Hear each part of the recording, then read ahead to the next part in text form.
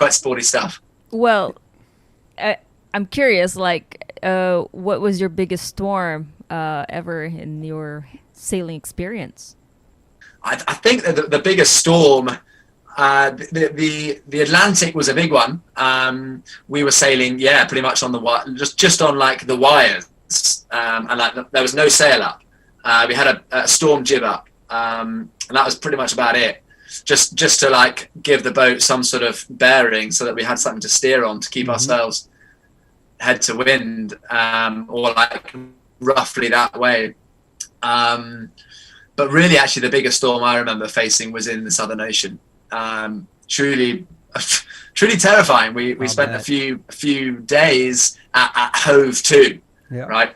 And for those, obviously, Todd, you know exactly what Hove 2 is, but sure. for those non-sailing people out there, say the wind is blowing at me from the screen, right, from the camera, straight at me into my face. The wind is blowing towards me. So and this is my sailing boat. This is the front of my sailing boat and the back. And basically, what you do is you basically fix your rudder to turn you up into the wind, right? Yeah. And then what happens is, because the wind is so strong and the waves are so big, you basically want to ride all of the waves with the bow of the boat going into the waves. You don't want to be caught side on or even stern on. You want to be caught, you want to meet them face on, right, nose on, and ride the wave out. And so what Hove 2 is basically because there's so much wind, the bow of the boat starts to move off the wind, right? And then you start to sail forwards. Because my rudder is turning up into the wind, I'm constantly doing this. And it's basically the safest way to ride out a storm. And I remember spending 24 hours at Hove 2 in the Southern Ocean. And like, those waves that you see on Instagram and like you see around the place, they're real. They are true. You're in a 74-foot, 55-foot boat riding these things out, and these waves are coming over the pilot, over the coach roof, over the boat, and you're like, this is big stuff. No one's, the captain's like, no one's going outside. Afraid we're just going to lock ourselves in here for the night. It was actually a bit like lockdown, global lockdown, being in a global pandemic, being on that boat for 24 hours.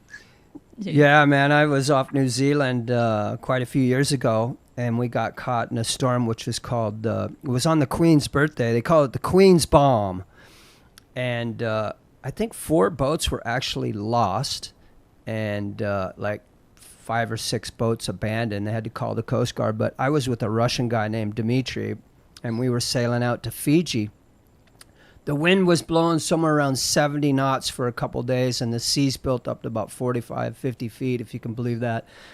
And we just sat Hove 2 and just rode it out. But man, it's hard to explain when you see a sea like that, because you've never really seen it before, and you're in awe. You're like, oh my God, really? This is it? And you're riding up on these things, and when you go down, it's higher than your mast, and yeah, it's something. There's an awesome sort of beauty about it, because it's so powerful, and so it's sort of aspiring, I find.